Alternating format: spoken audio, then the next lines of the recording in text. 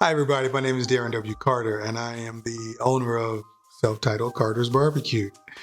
Um, I also, when we deal with barbecue, am a creator and founder of a barbecue group called The Unknowns Black Pitmasters. And that's something I kind of want to get to a little bit later. But me, typical husband, father, son, all around good guy, of course.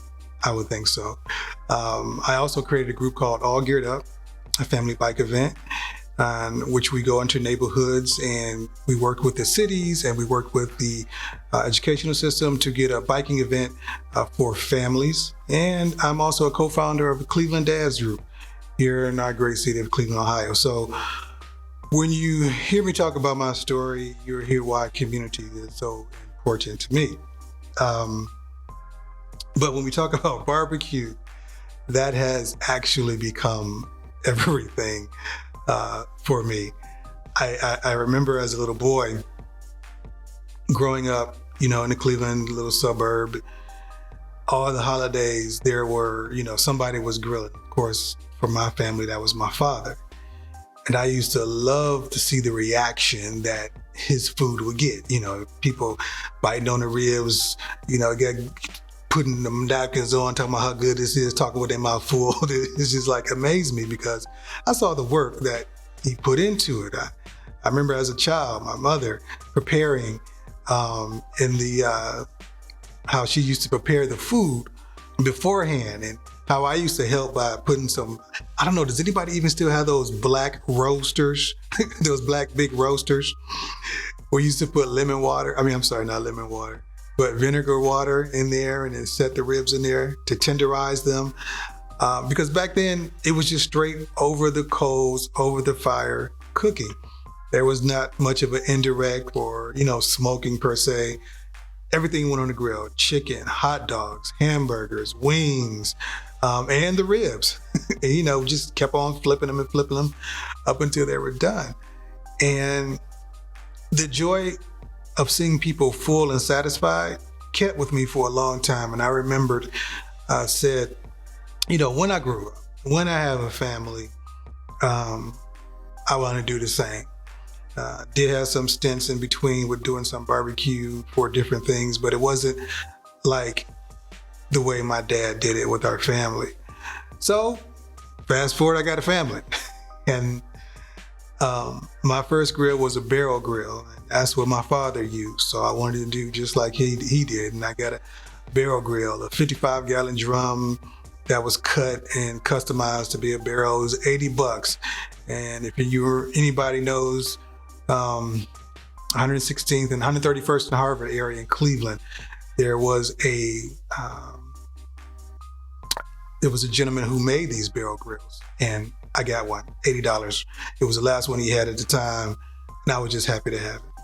So, needless to say, I burnt a lot of meat on that grill. My skills were lacking at that point. They were lacking. I don't know if anybody remembers Eddie Murphy. Now, that's a fire, the uncle. Now, if you remember that, then you're in my age group. But that's what my ribs were. That's what my fires were. They were of that magnitude. But I did a lot of cooking. I burned a lot of meat, but I made a lot of food, and it got better, thankfully. The joy I had for cooking for my family is what I felt, or what I believe maybe my dad felt as he cooked for his family when we were on the holidays and so forth. But then something changed.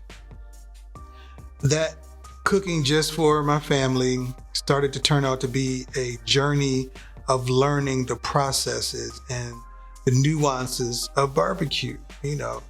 Started to see shows, pitmaster competition shows, barbecue shows, and they were doing different methods of cooking that I never really knew about. Low and slow, the indirect, long overnight cooks. And I'm like, what is this thing of barbecue? So I was inquisitive, started to learn, and I started to do my own particular sauces and my own rubs. I remember I first started on my sauces because people would always doctor their sauce. They would get a sauce, an open pit, and put some extra stuff in there to make it what they liked. That wasn't too abnormal. But then I started to do more with just natural ingredients. And out of that, I have a barbecue sauce now that I'm going to start putting out on the market pretty soon. And I was like, near recent, about 2 years or so, this particular one I was trying to work on. Rubs. I never knew what rubs were. I never knew the difference, how you do flavor profiles and how you stack up the flavor profiles on your meat. I never knew anything about that. But then I started experimenting with that as well. And through a process, I've learned and made my own homemade rub too. Yes, which will be on the market soon as well. But those journeys are the fun part of barbecue. You know, cultivating those relationships around barbecue, learning, practicing. I mean, all I knew was ribs, hot dogs, and hamburgers and chicken. Seriously, I didn't know anything else. But it grew to become brisket. It grew to become pork bellies. It grew to become prime rib, whole chickens, smoking turkeys, you know, smoking anything that can go on a grill. And that is a far cry from where that started. And I appreciate that journey, because from that journey is where I come today from, which is Carter's BBQ. Now, Carter's BBQ, you know, you always have a family member or a friend who really likes to toot your horn. I mean, it's good. I remember a saying that, I can't remember who said it, but there was like, you know, your spaghetti is only good in your house. Basically what you grew up on, you like, per se, and your mama's is always the best, or this or so forth. But different people who had tasted my food really liked it. Until a couple of people said, well, you should maybe sell this, you should do this. And I'm like, no, cooking for family is cool.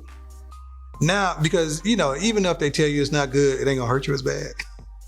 But when you're cooking for someone that you don't know, or even if it's a friend of a long time, for them maybe to come back negative is you know, it's not something that you want to deal with, because you know everybody's not going to like your food, but you don't want to believe that either. But enough people said it to where my wife and I was like, let's try this. So we did. I put out there one day, hey, I'm selling rib dinners. This is what we're going to have.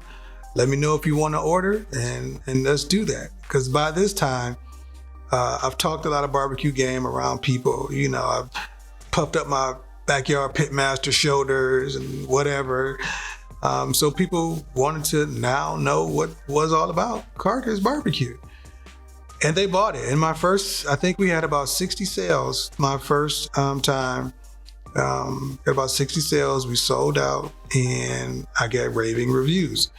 And I was like, oh, this is cool, but I don't think I'm doing this again. This is too much work. Not to the next time. So we did it again, and it was like, okay, this could be something. But we really weren't locked into it until someone asked us to cater a small event. It was about 60 people. We didn't cater the whole event, but we did majority of the meat and food. I've never sweated that much in my life. With some people I knew, but a lot of people from out of town, you know, it was a big deal. There was a couple of snafus as everything, but it came out tremendously well. And to the point that I said, I will never do this again. But here I am talking to you right now, so you know that didn't last very long, right? So we decided, my wife and I, okay, let's just do this. Carter's BBQ was created about a year ago, and here we are now. Last year, 2020, was going to be our breakout year. We had did some things in 19 after I founded Carter's BBQ, but you know, COVID-19 had a different approach. So it kind of derailed a little bit of things, but now here in 2021, we're gearing up to expand even greater and do some great things. So we would love for you to partner with us. We would love for you to be a part of Carter's BBQ family. So what I would ask for you to do, if you don't mind, to be on our subscription list. And anytime we're doing something, because there are some major things coming down the pipeline for us I don't really want to discuss at this moment, but trust me, when you see it, you will know. But I do have a toll-free number Toll-free number is 833-659-0111. 833-659-0111. Now, if you text to that number ribs, RIBS, just ribs, RIBS. If you text that to that number, then boom, you will be on our subscription list. And being on our subscription list means anytime I'm out cooking, anytime I'm about to cook, wherever we're at, whatever we're doing, you could have the heads up to that, and even some things that maybe people on the outside may not have. So I ask that you do that. I would greatly appreciate that you do that. Again, that's 833-659-0111. Outside of that, that is Carter's Barbecue. That's Darren Carter. I believe in a community. I am passionate about fire over food. And I am, to the core, just a man who wants to know the truth about it all. So with all that being wrapped up in who I am, this is what you get from me. So I hope that you follow our journey, the unknowns, the Black Pitmasters. I hope that you follow the growth of Carter's Barbecue. You can catch me on my personal pages on anything. Just look for Darren W. Carter, Facebook, Instagram, Twitter, IG. Yeah, it was Instagram. TikTok, any of those things. And you can also check me out on the web at Carter's Barbecue Online. That is Carter's Barbecue Online.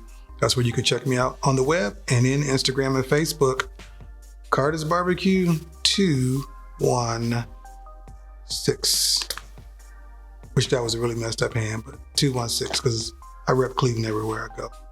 So I hope to see you soon. Maybe at a fair near you, without our mask or with mask, and hopefully I can get to share with you a good part of my ribs.